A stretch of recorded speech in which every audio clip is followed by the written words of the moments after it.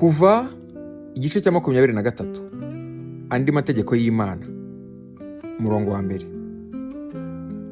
Niwumva inkuru y'impuha ntukayamamaze, ntugakoranire mu ntoki n'umunyabyaha gusezerana guhamya ibinyoma, ntugakurikize benshi gukora ibyaha, kandi nutangwaho umugabo ntukajye iyo benshi bagiye ngo utume baca urubanza nabi, kandi ntugatsindishirize umuntu kuko ari umukene.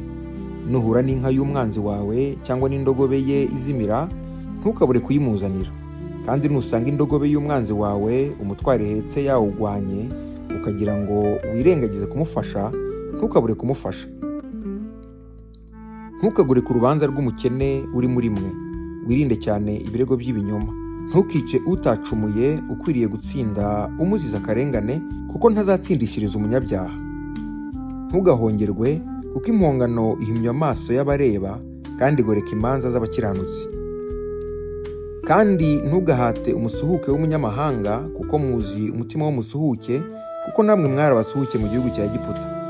Mu myaka 6 ujye ubiba ku butaka bwawe, usarure imyaka yabwo, ariko kuwa 7 bujye buruhuka uburaze, kugira ngo abakene bo mu bwoko bwanyu barye kimeza ibyo basize inyamaswa zo mu gasozi zibirye. Uko aba ari kujya ugenza uruzabibu rwawe n'urwerayo rwawe.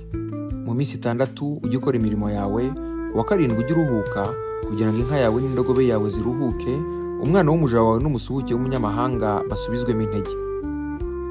Mwitondere ibyo nababwiye byose, ntimukavuge na hato amazina y'izindi mana, ntakumvikane mu kanwa kawe. Uko umwaka utashye ujye unziririza iminsi mikuru 3.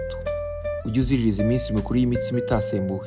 Mu minsi 7 ujye urya imitsima itasembuwe uko nagutegetse, mu gihe cyategetswe cyo mu kwezi Abibu, kuko ariko waviriyemo muri Egiputa, he kugira umunsi uza ubusa imbere yanjye. Kandi ujye uziririza umunsi mukuru w'isarura, uw'umuganura w'imirimo yawe wabibye mu murima. Kandi ujye uziririza umunsi mukuru w'isarura rya byose, wo ku iherezo ry'umwaka numara gusarura imirimo yawe mu isambu yawe. Uko umwaka utashye, abagabo bo muri mwe bose bajye baboneka imbere y'Umwami Uwiteka ibihe 3.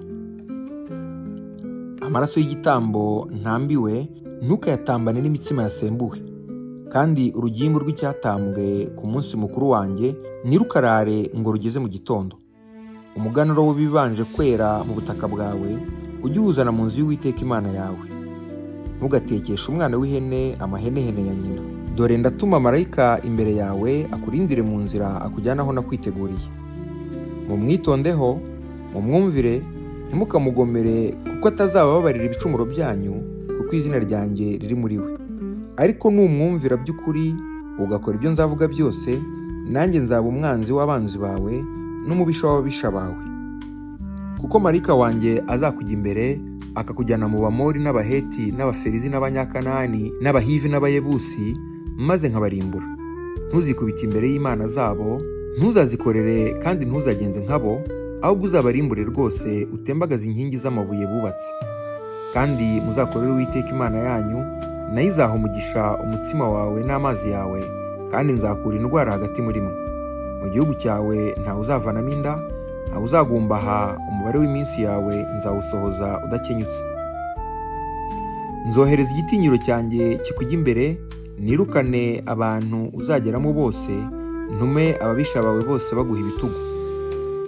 Nzohereza amavubi akujya imbere, yirukana Abahivi n'Abanyakanani n'Abaheti imbere yawe.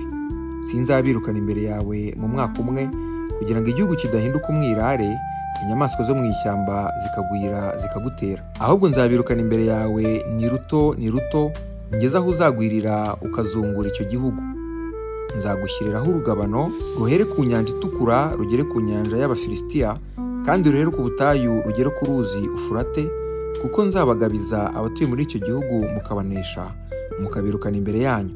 Ntuzagire isezerano usezerana nabo cyangwa n'imana zabo.